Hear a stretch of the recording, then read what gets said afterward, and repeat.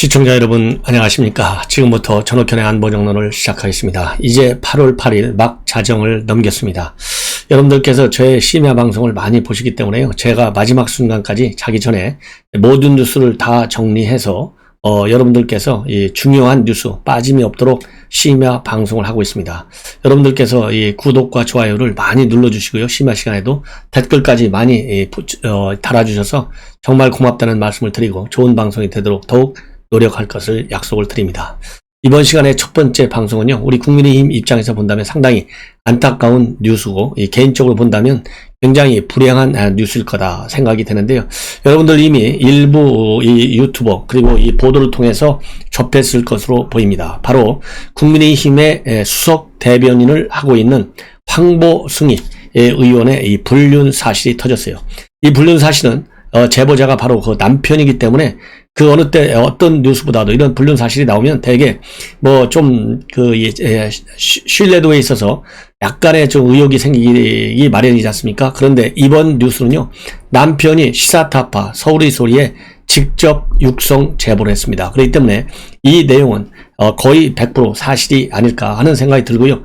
그리고 이러한 이 남편의 제보 폭로와 관련해서 이 관련 언론에서요, 이 황보승희 의원하고 그리고 또 불륜 다른 이 파트너 메시지를 남기고 전화를 했지만은 전혀 반응이 없다 이렇게 나오고 있습니다. 그렇기 때문에 이 남편이 폭로한 내용 하나는요, 이준석 대표와도 관련이 있어요. 이 책임져라 이겁니다. 왜냐하면 이준석 대표의 면담을 요청하고 이 황보승희 대변인 주지 말고 그야말로 출당 조치하라 라고 요청을 하고 이 만나자라고 했는데요, 일체 답이 없다가 최근에서야 반응이 오고 있는데, 그 반응은 침묵을 지켜라, 그리고 설득을 하라, 이 정도로 밖에는 나오지 않고 있다는 이런 데 대한 불만도 깔려 있습니다. 그래서 이 내용을 좀 더 자세하게 말씀을 드리겠는데요. 이 남편은 이 조정화 씨입니다. 그리고 이 불륜 상대는 이 황보승희 의원하고요. 지난번 부산시장 선거 때 이 공동선대 본부장을 했던 정정복 전 위원장, 이 민주당에 있다가요, 국민의힘에 다시 복귀한 분이에요. 그래서 이 박형준 부산시 지금 현재 시장이죠. 당시 공동선대 본부장을 했던 정정복 씨인데 이 사람으로 지금 되어 있어요. 그래서 먼저 여러분들께 말씀을 드린다면 이 황보승희 의원의 경우에는요, 이 부산 지역에서 이 국회의원이 되신 분이죠. 부산의 중구 용동구 지역구 출신의 의원이고요. 그리고 나이는 76년생이니까 지금 뭐 46세 정도 되는 젊은 여성 의원입니다. 그리고 이 상대방은 누구냐면 정정복 공동선대본부장인데 65년생입니다. 그리고 이분은 민주당 지역 위원장을 했어요. 이 남부 갑 지역 위원장을 했고요. 지금 이 건설업체를 하나 가지고 있는데 서영그룹 회장으로 알려지고 있고요. 또 일부 보도에 보면 이분은 중고등학교를 검정고시로 나와가지고 고등학교 그리고 이 박사학위까지 가지고 있고, 또 최근에는 노블리스 오블리제에 따라서 이 아들 결혼식 때 거금을 기부한 그런 이 좋은 사례도 가지고 있는 것으로 이렇게 보이는 사람입니다. 그래서 이 조정화 남편이 폭로한 바에 따르면요, 이 두 사람 황보승희와의 이 불륜 사실은 2019년도 6월부터 쭉 지금까지 거의 뭐 2년여 이상 계속돼 오고 있는 상황이고요. 작년 총선 직전에 이 불륜 사실을 알게 됐다. 그래서 이 본인은 황보승희하고 이 남편 사이에는 애들 둘이 있고요. 그리고 상대방은 애들이 넷이나 있다. 이렇게 지금 조정화 씨가 폭로를 하고 있습니다. 그래서 이혼 이 소송을 진행하고 숙려 기간이 이달 말로 끝난다. 이렇게 지금 알려지고 있어요. 자, 그래서요, 이 남편은 국민의힘에도 지난 7월 13일 날 처음 제보를 했는데 묵살당했고, 대표 면담 시청을 하니까 지난 7월 16일 날에야 본인의 진정권이 제보됐다라는 연락을 받고, 그 이후 면담 이 가능성 여부를 알려달라 했는데 계속 묵살만 당했다. 그러다가 최근 들어서 이 부인, 즉 황보승희 의원을 잘 설득해봐라. 그리고 침묵으로 일관하고 있어서 이러한 이 이준석 대표 책임을 꼭 좀 물어야 되겠다. 그래서 언론의 도움을 청한다. 이런 요지로 되어 있습니다. 자, 그러면 이 황보승의 남편 이 조정아 씨가 폭로한 이 제보한 글 내용 여러분들께 말씀을 드리면요. 16년간 결혼 생활했고 지금 합의 이혼 절차가 진행 중이고 8월 초에 숙려기간이 종료된다. 이혼 사유는 이 황보승이 외도 그리고 이혼 요구다 이렇게 되어 있습니다. 그래서 이 사람하고는요, 지난 2019년도 6월부터 11살 연상의 지역건설업자와 불륜관계를 이어가고 있다. 그래서 이 상대방은요, 정정복 씨인데 이 사람은 본래 자유한국당 소속했다가 2019년도에 탈당을 했어요. 그러다가 2021년 3월에 국민의힘에 다시 입당을 해서 박형준 선대 공동본부장을 역임한 그런 사실이 있는 것으로 알려지고 있습니다. 그래서 이 제보의 내용 세 가지로 압축되는데요.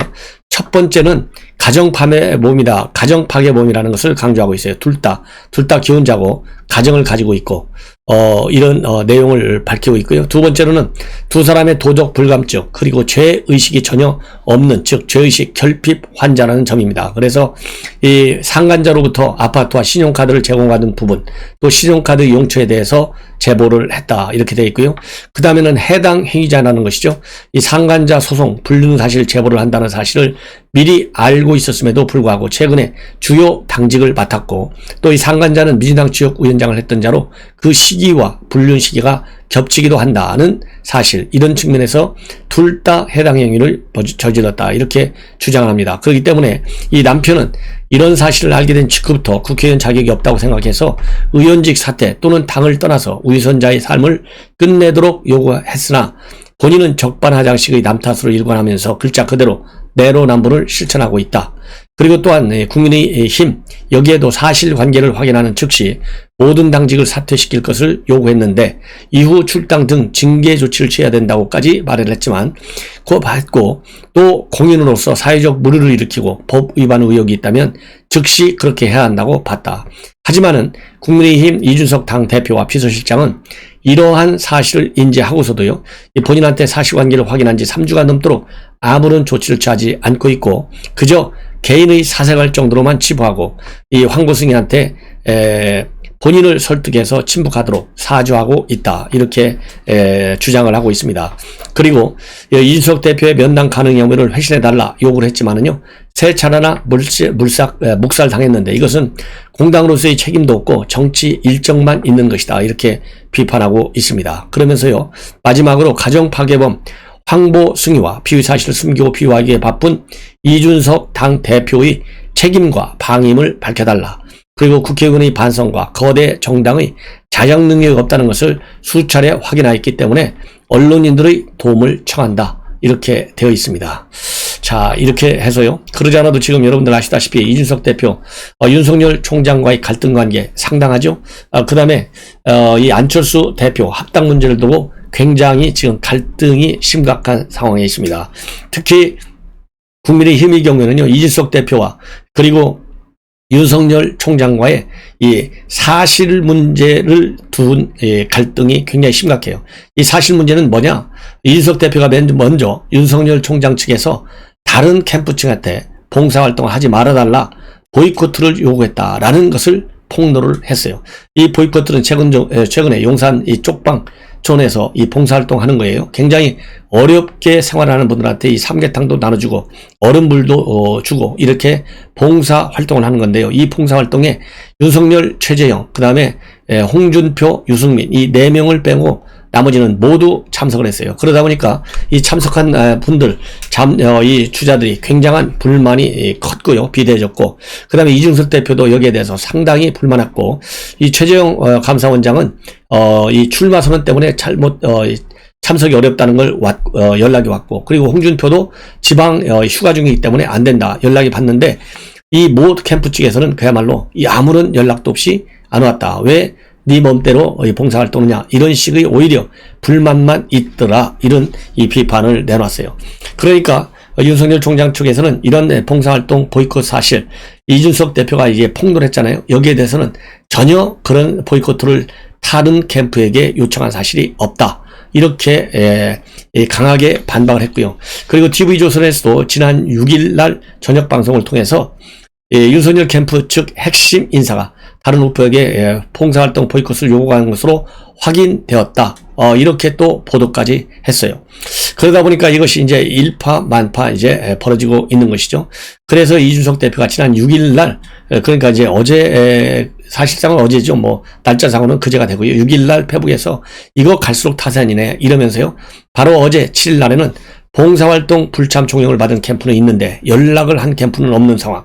도대체 어느 쪽이 맞는 말을 했는지 확인해 보겠다. 사실 이미 확인까지 다 했는데 또 한 번 더 해보겠다. 이렇게까지 달라들고 있어요. 그러다 보니까 윤석열 캠프도 이러한 이 보도가 나온 이후에요. 윤석열 캠프는 국민의힘 대선 경선 일정과 관련해서 다른 캠프에게 어떤 보이콧 동참도 요구한 적이 없다.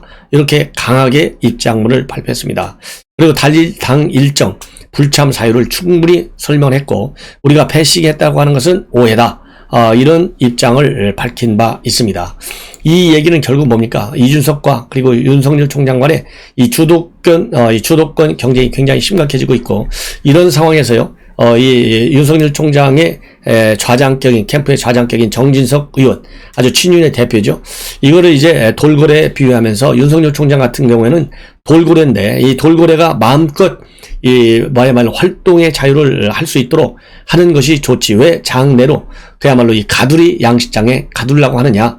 이런 입장문을 내놨습니다. 그러니까 다시 한번 또 이준석 대표가 이런 전진석 대표의 돌고래, 그 다음에 이 멸치, 이런 논란에 대해서 또 한 번 얘기를 했어요. 또 한 번 또 비판을 하고 나섰습니다. 그래서 이준석과 윤석열 총장 간의 갈등 관계가 사실상 굉장히 지금 심각해져 가고 있고요. 이러다 보니까 이 홍준표 의원까지도 이제 나서가지고요. 한번 가면 훅 간다. 이렇게까지 비판을 하고 나섰어요. 자, 그래서 이제는 그야말로 이 홍준표 의원이 이 비판의 내용은 뭐 여러분들 잘 아시지 않습니까? 준비가 되어 있지 않다는 얘기잖아요. 그리고 지금 준비가 되어 있지 않은데 이렇게 정진석 의원이 뭐라 그럴까요? 이 돌고래라고까지 하면서 지금 윤석열 총장을 비호하고 있는 거는 받아들일 수 없다. 이렇게 지금 홍준표 의원 강력하게 비판 전선에 다시 한번 불을 붙이고 있습니다. 그래서요, 지금 현재 이 봉사활동과 관련된 그리고 야권의 잠룡 주자들과 관련된 윤석열 총장과 그리고 또 이 친윤 세력이죠. 쉽게 얘기한다면 이 친윤 세력과 그리고 이제 반윤 세력 간의 갈등은 그 어느 때보다도 굉장히 높아지고 있어요. 그래서 특히 홍준표 같은 경우, 의원 같은 경우에는 실언 연발 이런 거는 자중하라. 돌고래, 멸치 이런 거와 관련해 가지고요. 그리고 경합을 금치 못하겠다.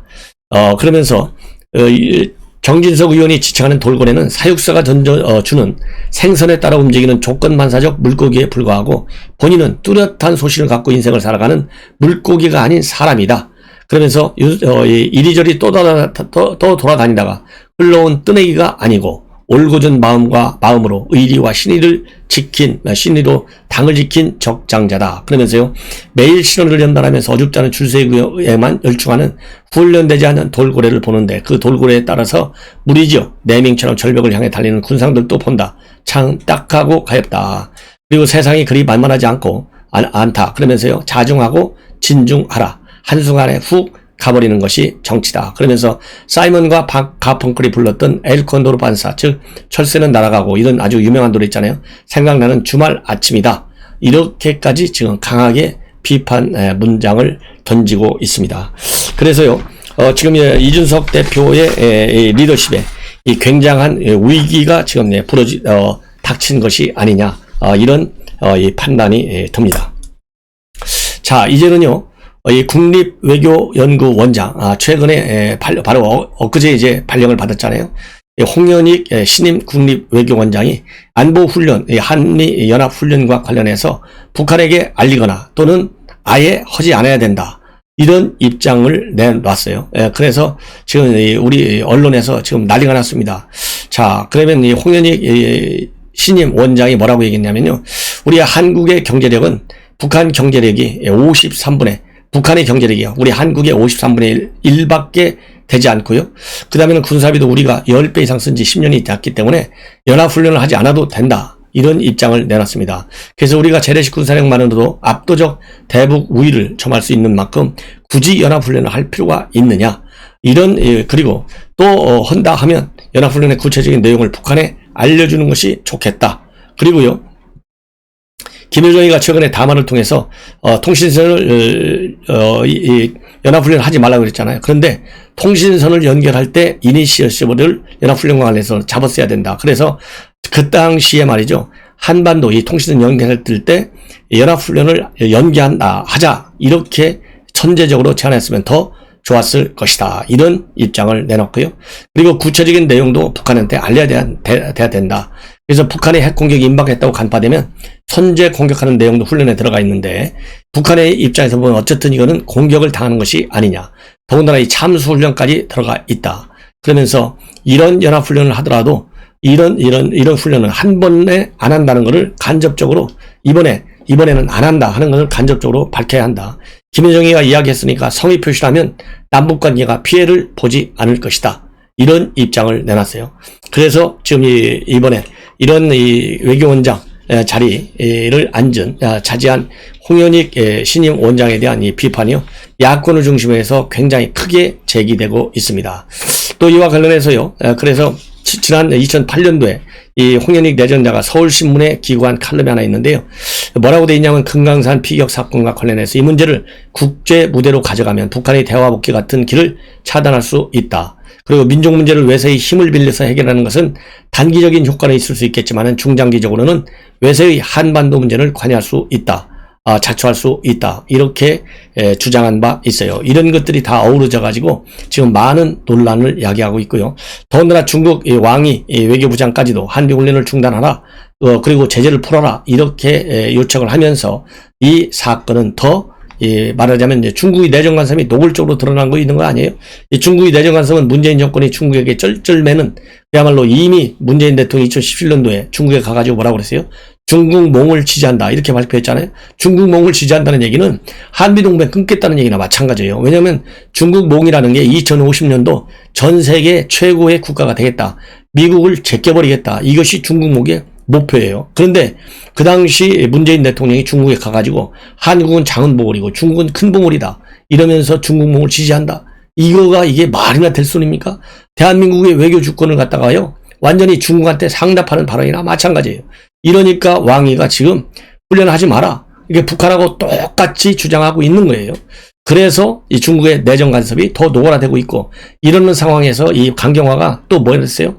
사드 배치 문제가 와가지고 산불 정책을 중국한테 약속했잖아요. 사드 추가 배치 안 한다. 한미 동맹, 한미일 삼각동맹으로 발전시키지 않는다. 그리고 미국의 미사일 방어망에 들어가지 않는다. 이런 주권, 안보 주권까지 포기하고 나왔어요. 그러니까 당연히 안보 주권 중국한테 상납하니까 왕이가 내정 간섭적 발언, 훈련하지 마라, 이렇게 지금 왕이가 주장하고 있는데도 불구하고요, 문재인 정권 단 한마디도 중국에 대해서 말을 못하고 있어요. 이런 실체를 가지고 있는 지금 문재인 정권의 문제점이 하나씩 둘씩 지금 터져 나오고 있는 거예요. 그러니까 여러분들 다 아시다시피 지금 북한 간첩단 4명이나 걸려들었는데, 이 조금에 잡았는데, 이 간첩단이 문재인 대통령 노동특보로 들어가서 활동하고 국내 지하망까지 구축하고 난리를 친 거 아니에요. 예. 그러면서 최근에는 송영길 민주당 대표까지도 만나고 다닌 거예요. 이렇게 뻔뻔스럽게 말이죠. 이러한 지하 이 간첩망 그들의 활동을 보면 문재인 대통령이 2018년도에 그야말로 북한과 정상회담을 3번씩이나 하는데도 불구하고 지난 총선 때까지 총선에 개입하기 위해서 활동을 한 이 근거가 바로 구속영장에 다 나와 있다는 거 아니에요? 이렇게 대한민국의 안보는 지금 무너지고 있다, 이런 엄중한 상황이다라는 것을 제가 심야 방송을 통해서 다시 한번 말씀드리고요. 내일 아침에 오전 방송에 이 간첩망의 사건에 대해서 그 전모를 깔끔하게 정리해서 여러분들께 분석해 드리도록 하겠습니다. 시청자 여러분, 이것으로 저도 갑자기 정말 흥분이 됐는데요. 이것으로 제 심야 방송을 마치겠고요. 아무쪼록 편안히 주무시고 내일 아침에 제 방송 꼭 시청해 주시면 대단히 고맙겠습니다. 감사합니다.